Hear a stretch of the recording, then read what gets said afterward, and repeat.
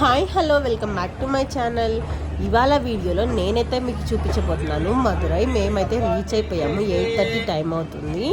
ఇక్కడ ఏంటంటే నైట్ అయితే స్టే చేయడానికి అయితే రూమ్ తీసుకున్నాము. రూమ్ తీసుకొని మార్నింగ్ అయితే దర్శనానికి వెళ్ళాము. రూమ్ ఏంటంటే మనకి అమ్మవారి టెంపుల్కి అయితే వాకబుల్ డిస్టెన్స్లో అయితే మాకైతే దొరికింది. కొంచెం దూరం అయితే నడుచుకుంటూ అయితే వెళ్ళాము.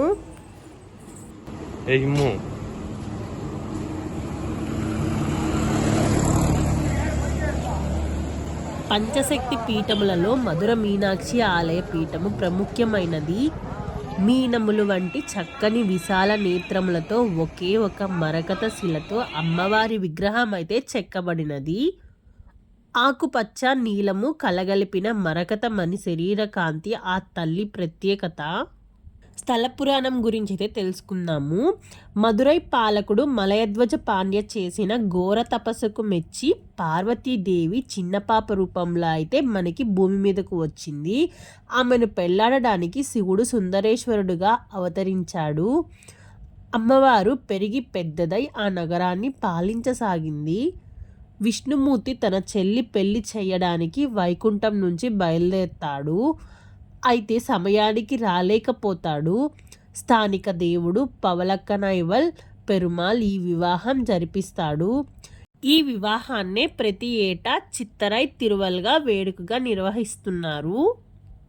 వివాహం అనంతరం సుందరేశ్వర స్వామి, మీనాక్షి అమ్మవారు ఈ మదురై నగరాన్ని చాలా ఏళ్ళు పాలించారనైతే ప్రజల విశ్వాసం.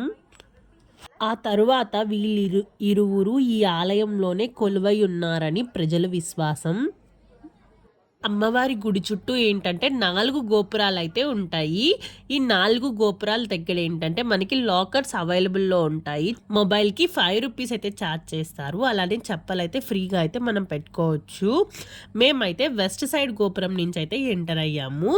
ఇక్కడ లోపలికి వెళ్ళాక పెయింటింగ్స్ అయితే చాలా బాగున్నాయి. అలానే మాకు దర్శనానికి కొంచెం డిలే అయితే అయ్యింది. తర్వాత దర్శించుకొని అమ్మవారిని, స్వామివారిని బయటకైతే వచ్చేసాము. వచ్చేసాక ఏంటంటే మేమైతే ట్రైన్ అయితే బుక్ చేసుకున్నాము. మాకు దర్శనం చాలా చాలా బాగా జరిగింది. అలానే మేము ట్రైన్ బుక్ చేసుకున్నాం అన్నాను కదా, ఈ ట్రైన్లో ఏంటంటే సెకండ్ సిట్టింగ్ అయితే బుక్ చేసుకున్నాము. ఇది పాండ్యన్ ఎక్స్ప్రెస్. ఇక్కడ ఏంటంటే 8:39 కంతా అయితే మనకి వస్తుంది. సెకండ్ సిట్టింగ్ అయితే బుక్ చేసుకున్నాము. మా జర్నీ ఏంటంటే 5 అవర్స్లో అయితే నాగర్కోయల్ జంక్షన్లో అయితే మేము రీచ్ అయిపోయాము.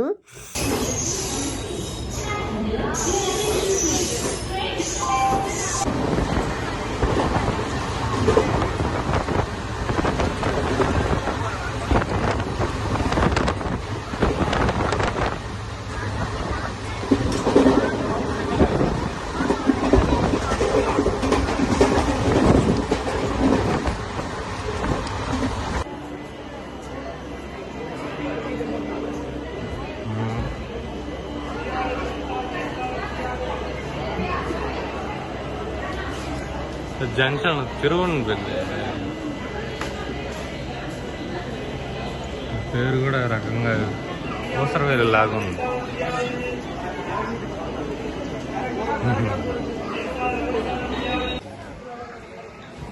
మేము 2 o'clock అంతా అయితే నాగర్కోయల్ జంక్షన్కి అయితే రీచ్ అయిపోయాము. ఇక్కడ ఏంటంటే మనకి బస్సెస్ అనేవి అవైలబుల్లో ఉంటాయి. 25 రూపీస్ అయితే ఛార్జ్ చేస్తారు.